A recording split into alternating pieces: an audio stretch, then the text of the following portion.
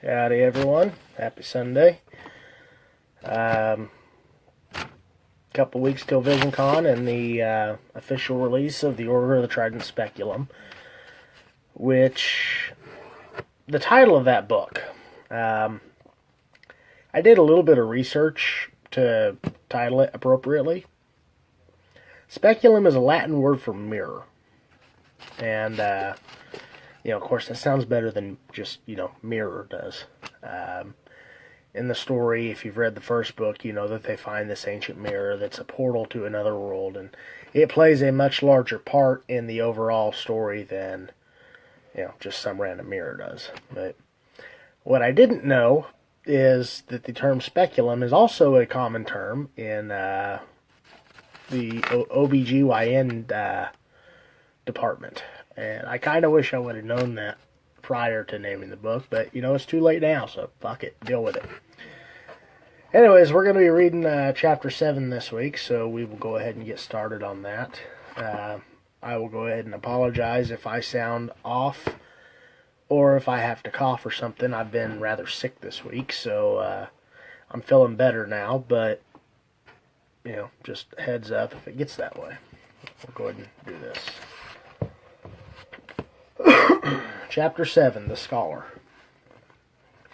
The smell of aged parchment mixed with the stale odor of stone and clay radiated through the darkened room of rock and petrified wood.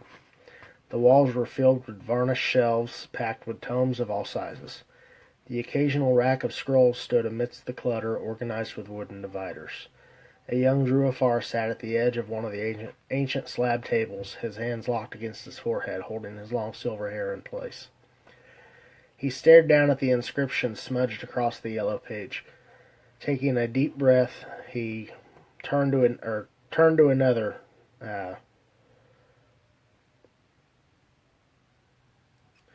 Taking a deep breath, he turned to another, just like the ones before.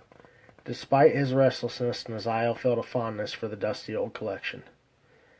It was a home of comfort, far removed from the chaos right outside his doors.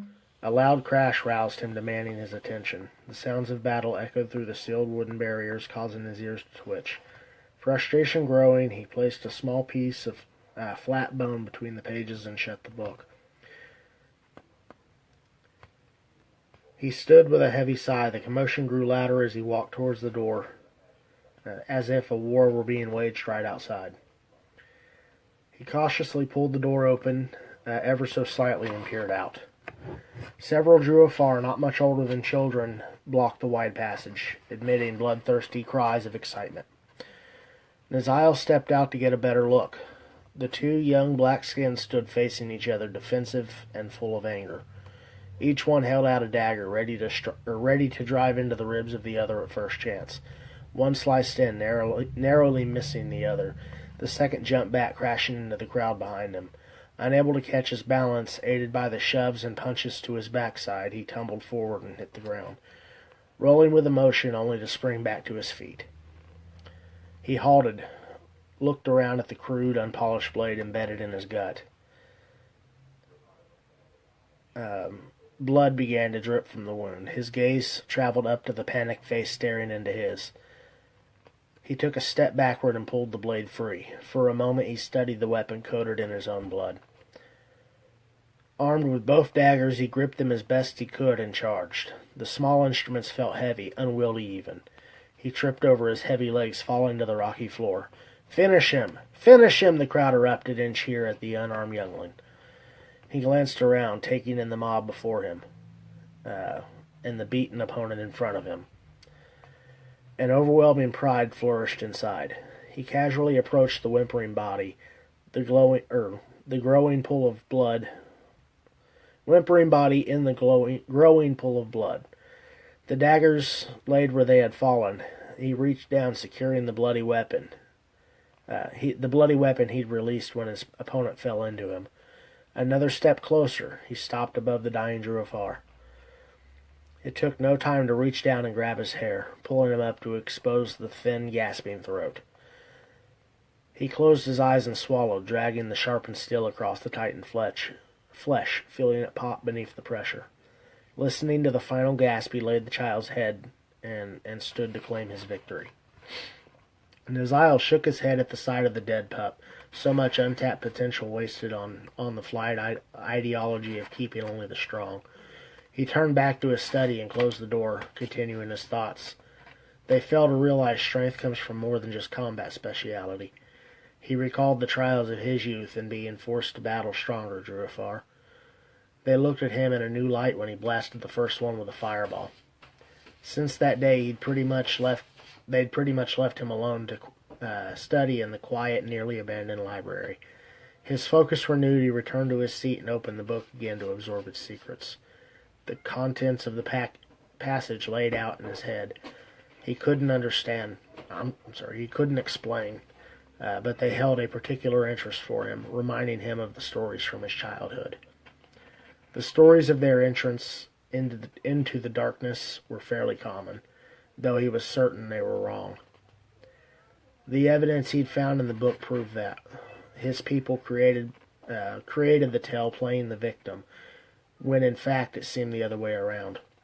He didn't know when his people were banished, but he felt like he was one of the Druafar forced from the light that day.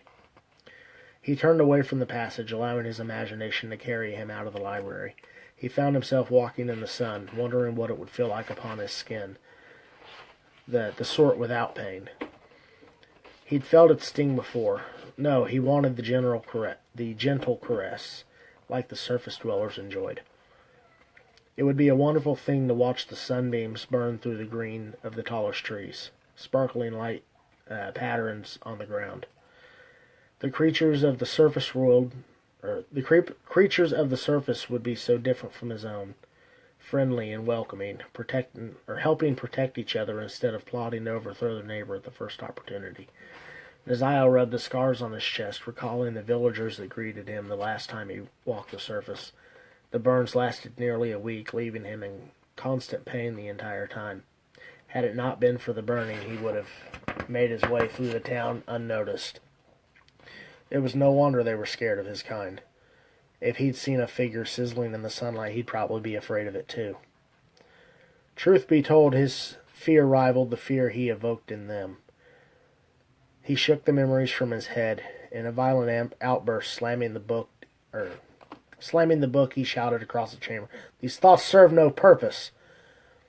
I'm powerful, and soon I'll find what I need to walk the surface without fear of the sun or those that live in it." A smile came to his face with thoughts of success. Days turned to evening. The hours drifted along, though in the underground it was hard to tell how long. The sunlight had no impact, therefore nothing was timed. Naziel slammed the tome shut. A scowl took form across his face. "I need no history lessons. I need evidence. This damn book doesn't contain anything close to that synopsis," he shouted, venting his anger. The heavy pages clapped together, sending a cloud of dust into the dank air. Resting his elbows on the table, he laid his head in his hands and ran his fingers through his stringy silver hair. Reaching the back of his head, he locked them in place, supporting himself against them. A long, deep sigh escaped him. He was exhausted. The continual study was tiring, but he had to find the answers. He stared blankly at the shelves across from him. Scanning them, he took in the sight of the 1,000 spines staring back at him. Many he'd already read. Doubt grew with each cover he passed. None of them held anything close to the knowledge he sought. Shaking his head, he released his hold and stood. Scooping up the closest tome before him, he carried it to one of the shelves near the rear wall. It didn't take long to find its home. A perfect-sized slot rested between the other books, free of dust. He gently slid the book back into its home and looked around, lost in the library's abundance. He glanced across the dark chamber, searching for anything that might comment on breaking the curse. The books were a never-ending puzzle. Some spoke broadly, others simplistic, though none seemed to hold the answers. It was the strangest form of telepathy. The author would write the world as they saw it. Hundreds, maybe thousands of years later, someone would read the words and understand exactly what the author meant. There were obvious exceptions. After all, everyone saw things in their own way, but the general idea was already there. If that wasn't telepathy, what was? Naziel extended his arms, stretching his back in an arch. Instinctively, his mouth opened wide, releasing a deep yawn.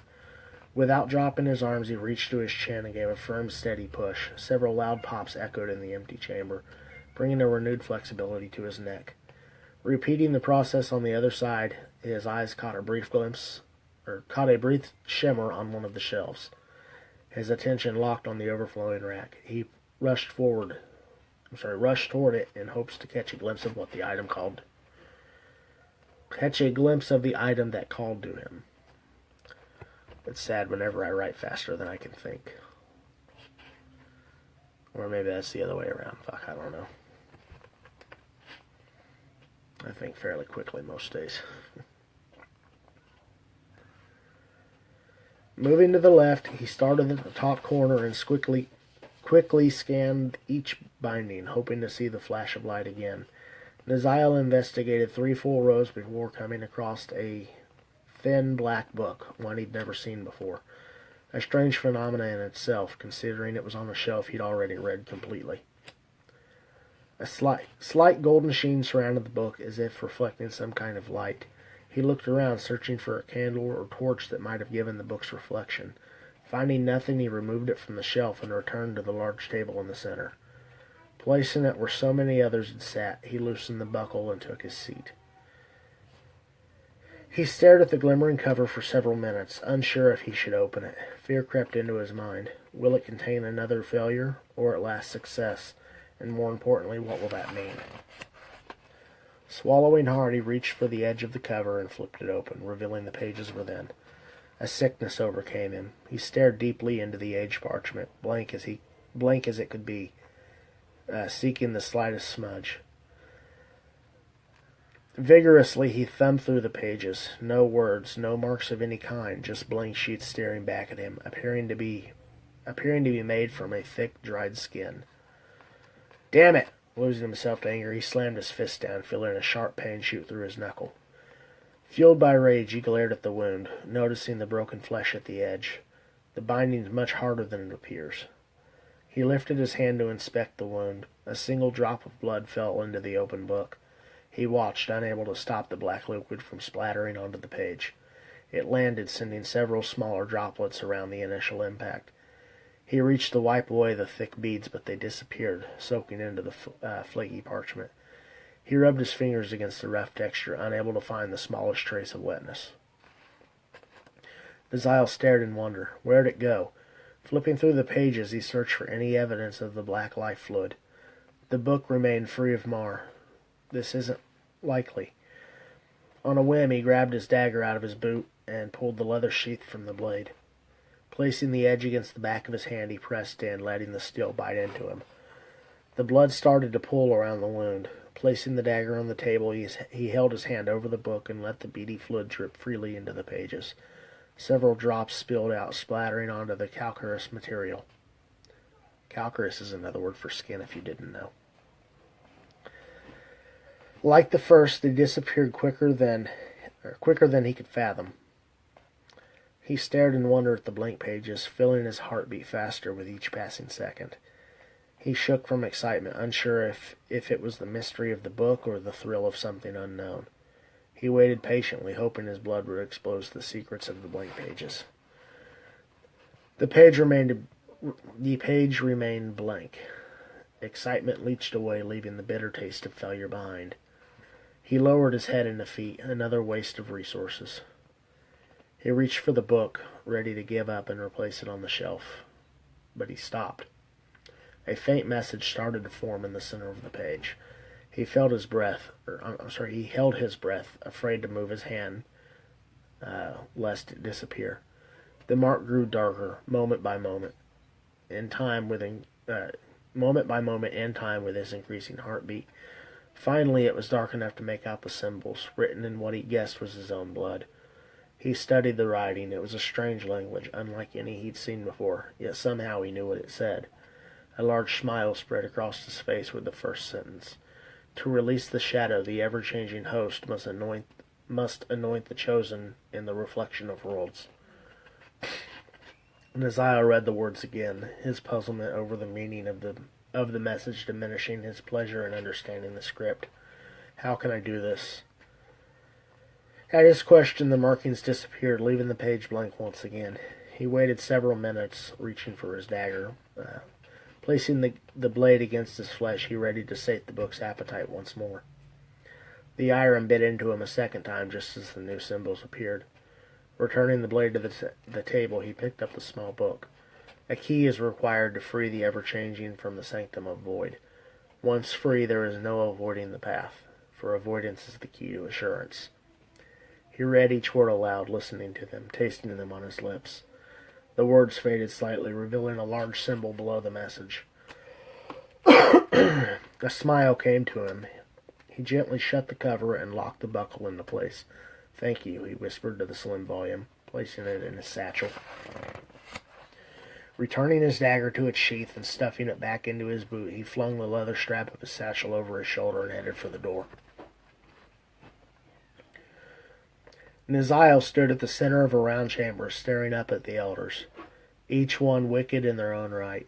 Jurufar society was a meat locker. Only the finest made the cut. The rest were shaved off in battle or infection, despite their natural resistance to such. He recalled the boy killed outside his library days earlier. Once the obvious fat was trimmed. Brianna, please go away.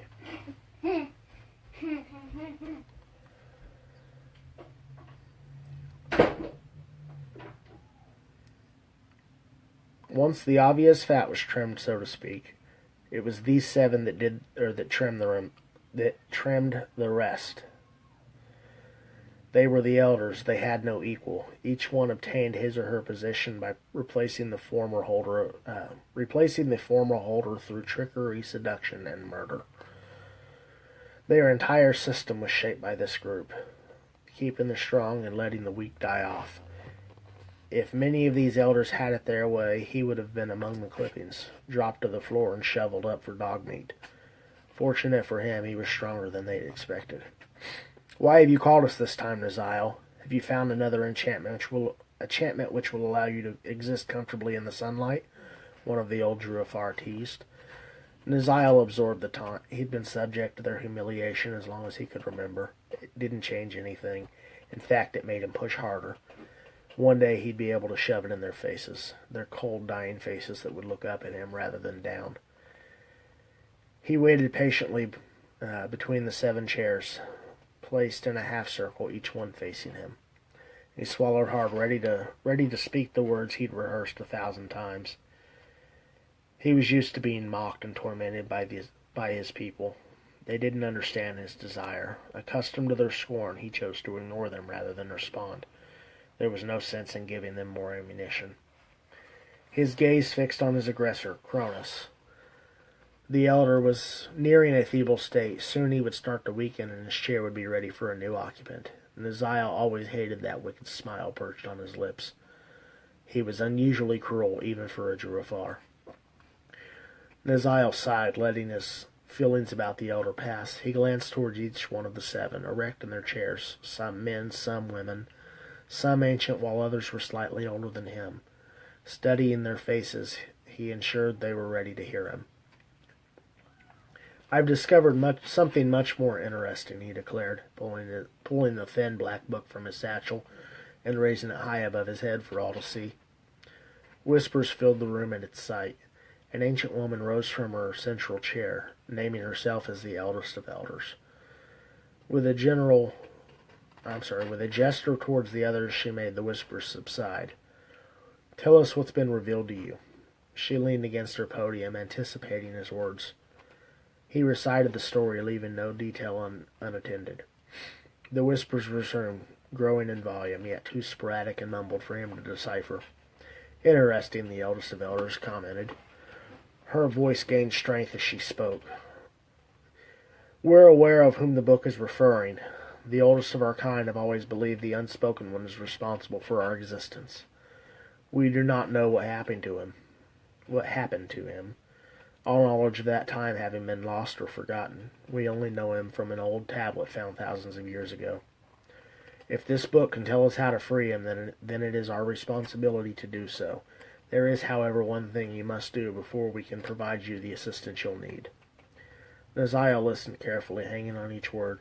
He felt overjoyed that she believed him, and even more excited that they were going to help him. "What do you need of me?" he asked, hoping to avoid seeming too eager.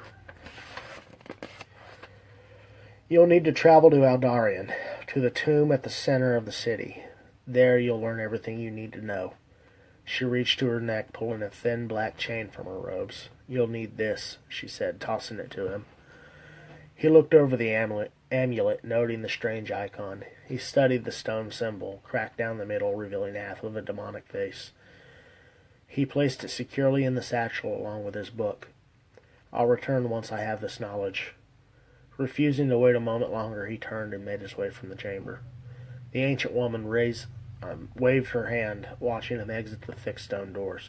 Dust fell from the archways with the vibration of the slabs moving into place. Within moments, the passage was sealed as if it had never been opened. Naziel waited for the stone to settle before spinning and placing his ear against the barrier. The voices were muffled and difficult to understand. He motioned at the stone, reciting a quick chant, and placed his ear against the slab, hearing them more clearly. One of the elders asked, "Natalia, do you truly believe he's capable of bringing him back?" "He found the book. According to the markings we were able to translate from the tomb, only the one that can read the book can unlock the prison," another responded. "But Naziel?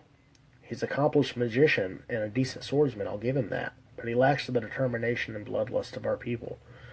Yet alone, how the legend describes the Chosen One," Cronus burst out, challenging any who would oppose. Natalia responded, "Cronus, my old friend, I'm well aware of his personality. I'm also well aware of the legend. However, the legend states that the Chosen One is unlike any other. He both found and fed the book, therefore he is the only Druafar that can read the tome in its entirety. When he returns, I think you'll agree that he is quite different." Naziel heard all he needed to. He turned and made his way for his personal chambers. There were a few things he needed to pack before he could set out on such a perilous journey. Sunlight filtered into the darkness, an inverted tunnel ending in blinding glow. Naziel shielded his eyes, hoping they wouldn't burn forever. One foot in front of the other, he made his way through the catacombs, rapidly approaching the end. His lightly packed satchel bulged to capacity, allowing his hands to remain free. He wore a heavy cloak over his robes, knowing it would be needed if he was going to leave the safety of the dark cavern. His saber hung loosely at his side, sheathed and positioned for a quick draw if needed. He preferred the lightweight of the rapier, but his fighting style was more fitted to the curved blade, using mostly slashes as opposed to the fencing posture of the flimsy weapon would require. He threw the hood of his heavy cloak over his head and walked into the sunlight. The heat burned through the layers, leaving him in a constant state of nausea. But he was, in a roundabout way, doing what he dreamed his entire life. The brightness left a dull ache behind his eyes, but he continued on, hoping he could grow accustomed to the glare. Listening to his footsteps on the dried, crunchy dirt and rock, he recalled the maps packed away in his satchel. Their details were fresh enough that he didn't need to consult them. Glancing around, he searched for the landmarks of one map in particular. Spotting it, he turned and carefully made his way across the river, careful the current didn't drag his legs from beneath him. He reached the other side and turned north, looking into the misty hills far beyond the seemingly never-ending forest in the distance. Fear, excitement, hope, all of it burned into his stomach. Miles of deep green trees, tall and broad, sprawled across the land. An occasional patch towered over the rest. Those were the areas he'd have to be careful. The Merkafar were notorious for building their cities in such places. Beyond the forest of Evanwood, the hills rose like mountains in the distance, less rocky and equally covered in vegetation, but they were more inviting. Perhaps it was due to the dangers between here and there, he couldn't say. There was only one certainty he could offer. His goal was there, somewhere, hidden beyond the Alfarian borders. He knew he'd have to be extremely careful. Not only were the villagers a danger, but there was the possibility of soldiers between him and his destination. Many carried a wide wide array of opinions in the world, but most were unfavorable of his people. Aside from the common man and soldiers, he'd also have to keep his eyes out for the other races of Some could be trusted, others not so much. In fact, it'd be safest to reserve trust for only those who earned it. He chuckled to himself at the correction. He would be crossing many borders after all, and his kind were enemies to most. For that reason alone, he'd earned a death warrant before he was even born. None of these concerned him as much as the one specific group. Among all the threats he could possibly face, the most dangerous obstacle would be the Drew Slayers. Naziel recalled the stories he had heard when he was younger. They were ever a mystery to the Druafar, sprinkled throughout their people's history, riddled in their lore and myths, yet disappearing time and time again. Such a thing was nearly impossible as far as he could find in his books, yet no logical explanation offered advice. The Drew Slayers were the one thing his kind feared. They specialized in the destruction of his people. If not for their methods, they were feared for their tactics. They were the one force known throughout history that could hold off any army of Drew on any terrain. Numerous cities of the Underdark had fallen to them in ages past, earning a permanent residence in history with this method. They were the nightmares the monsters dreamed about, their leader especially, who claimed an ear from each Druafar he killed. Naziel straightened his spine, letting the chills pass. He swallowed hard, forcing those thoughts from his mind. He didn't need to focus on them. Such a thought would cause him to see things that weren't there. His fear would dilute his focus. It was not productive to the plan for their arrival. That doesn't make much sense, but only to deal with them if they showed up. Closing his eyes, he centered himself, bringing his purpose back to the forefront. He stared into the distance, calculating the trip. Nearly a week's walk to get through Krondar. From there, he could continue north to the hot plains, which marked the border between the barbarian lands and Avonwood. There was no telling how long he'd be in the forest. Distance alone suggested another week, maybe 2. But that didn't account for unexpected encounters, or getting lost for that matter. He sighed heavily and took his first steps into the open plainsland, hoping to reach the small patch of trees in the distance. Several days passed, moving him closer to his goal. Naziel hid at the edge of a small section of forest along the eastern pass. The sun was retreating for the night, disappearing behind the mountains to the west. He wrapped himself in the cloak and hunkered down into a thick patch of leaves. Closing his eyes, he drifted off to sleep. Rustling of leaves woke him. He instinctively wrapped his fingers around the leather-wrapped hilt of his sword, ready to draw the curved blade. Opening his eyes, he could see the orange glow reflecting off the trees. A burly man staggered toward him, taking a rather long draw from his tan-colored wineskin. Naziel watched the hulking man. He clearly didn't see him. With any luck, that fact would remain true. He squeezed the hilt, contemplating his options. I don't know how many there are. If I kill this one, the others are likely to come looking. I don't need a search party on my ass. Perhaps he'll continue on without incident. The drunken man rested his forearm against one of the trees and pressed his head into the thick muscles along the backside. Fumbling with his leather breeches, he got comfortable. Naziel felt the mist splash off the leaves, splattering all around him. If only the barbarian knew how close he was to death. Holding his breath, he waited, letting the man finish his business. Clearly the human believed himself to be alone. Shaking the last few drops, he tucked himself away and spun around to head back towards the caravan. Naziel watched him wander off. He needed to get out of here now.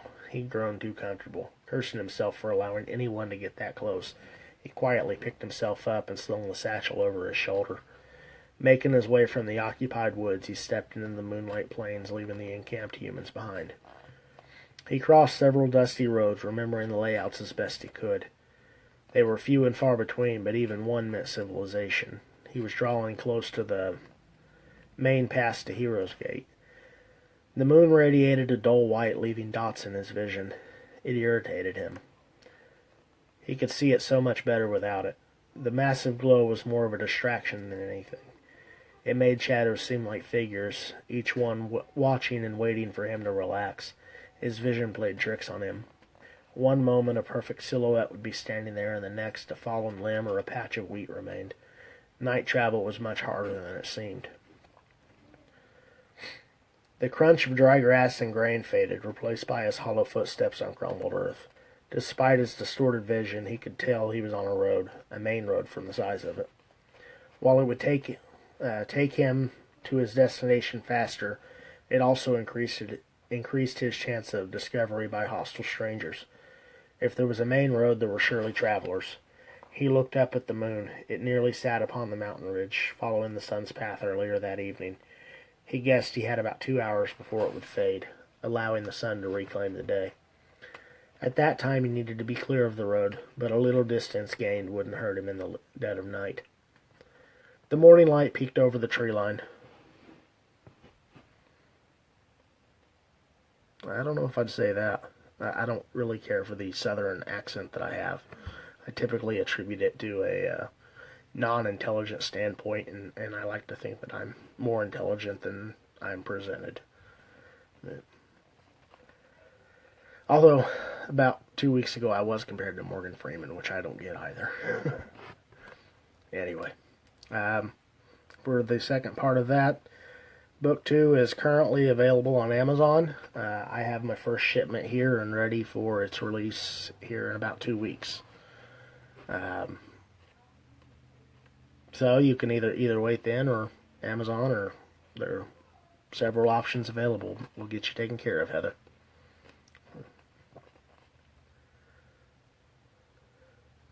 Let's see. The morning light peeked over the tree line, illuminating the brown grass on both sides of the road. Naziel watched from the thickest patch of briars he could find. The sharp needles burrowed their way into his flesh, as if his clothes were nothing more than a thin layer, easily punctured. He watched the detachment of soldiers march past. Blue and silver tabards hung loosely over their armor, marking them as soldiers of Shadkull. The last thing he wanted was to draw attention to himself. If he tangled with these men, there was no telling what kind of wrath would be brought upon him. He watched them fade into the distance, refusing to move from the painful perch until he could be certain he was alone. Hours passed with no sign of travelers. Wherever the soldiers were headed, it was clear they weren't coming back any time soon. The thorns ripped free of his cloak as he wiggled. Little spider on my desk. Not a spider, it's an ant.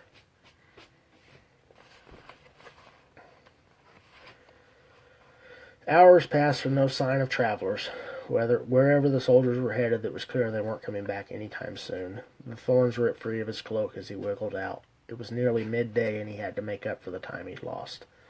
In no time he was back in the trees, happy to be hidden once again. Krondar's northern edge was a densely packed forest.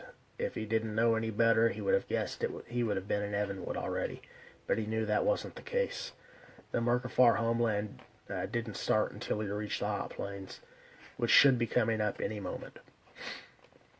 He stepped to the forest edge, looking out into a wide field of golden grain. The crop stood nearly half the height of the other plains he passed.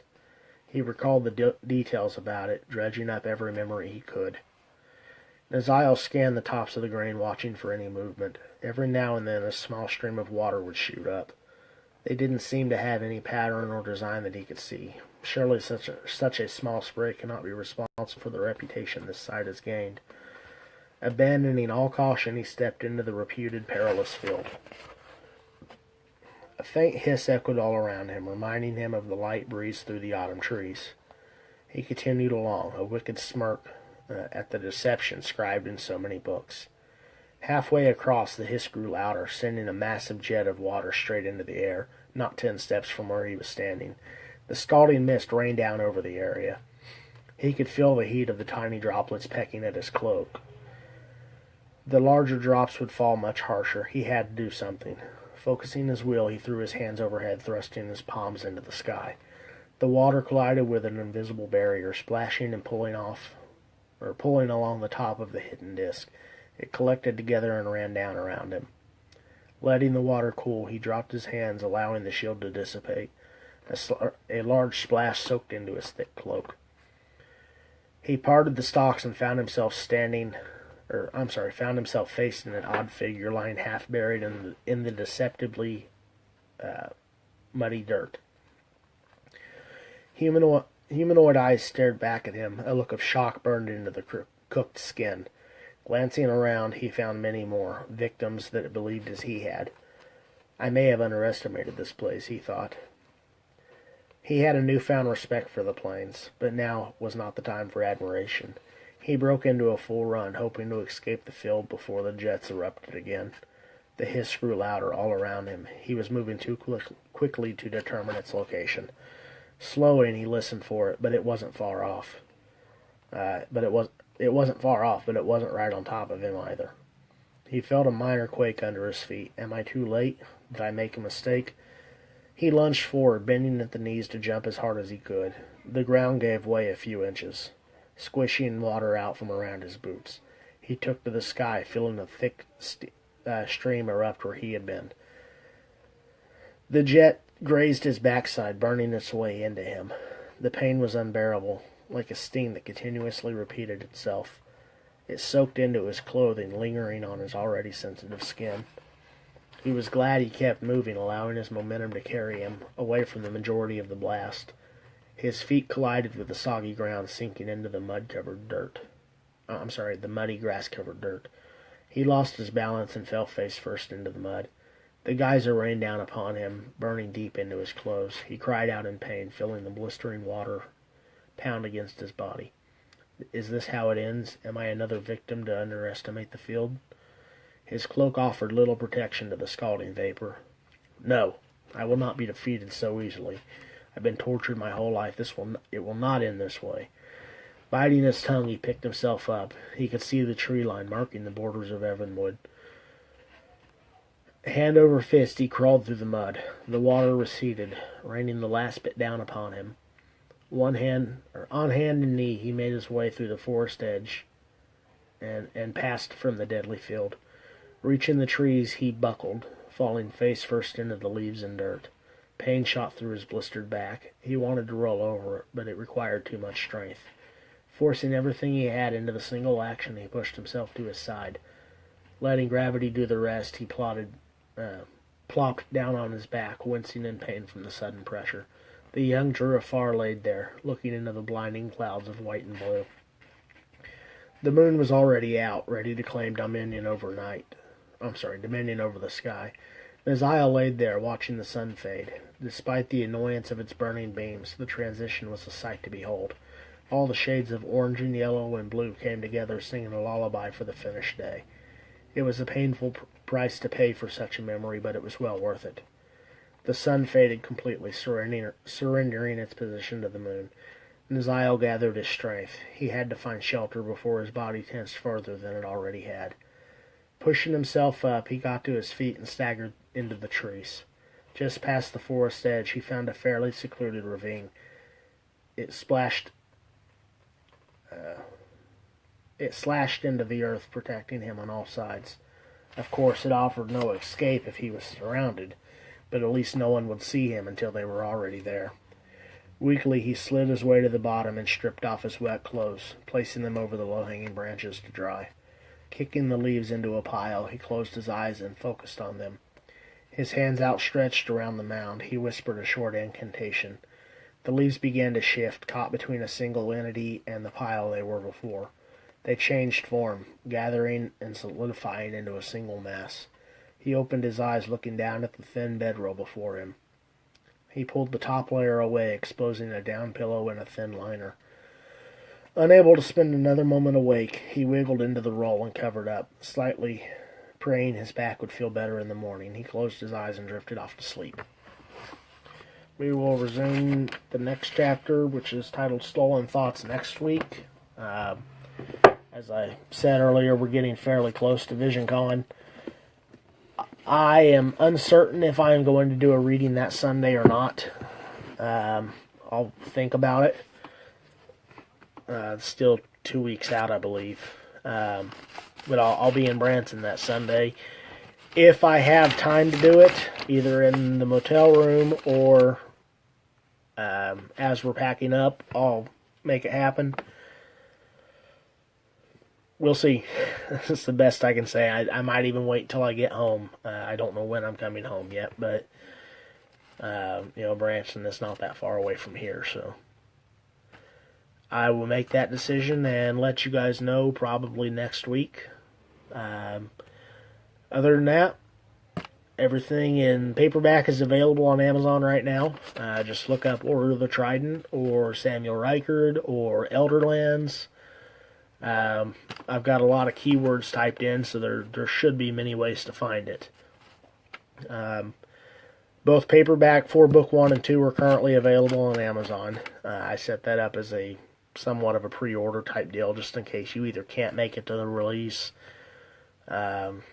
or you just are in a hurry and want it, which I'm okay with that too.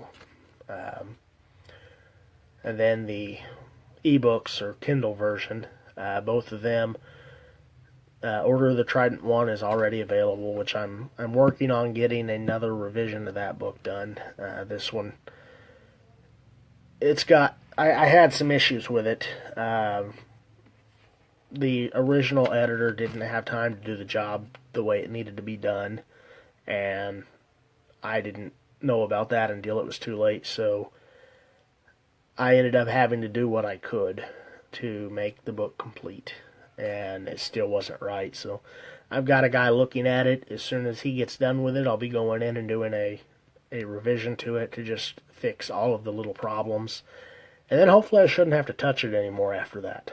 That'd be the plan anyway. So everything that you can get on Order of the Trident 1 right now is Edition 2. As soon as I get this next round of edits done with it, we'll be doing the Edition 3 on it. And Edition 3 hopefully will be the final one. That's the one that I'm going to fully market. The audiobook, which we're working on that, will be read with Edition 3. There's no sense in doing an audiobook for an incomplete or an improper reading. So, other than that, check out the new book. I think you'll like it. I think it's a much better book than the first one was. And I'm working on book 3, which is titled Exodus. Some of you have already seen the cover for that one. Back whenever I was only intending on doing the 2 books with it. But that's what we're working on. So, and then I've also got Damn It Bree, working on that one pretty hard. We'll keep going forward, do what we can do. You guys get off here. I'm starting to get a headache, so I'm gonna take some Tylenol and drink some water, and I don't know, maybe go write something. We'll talk to you later.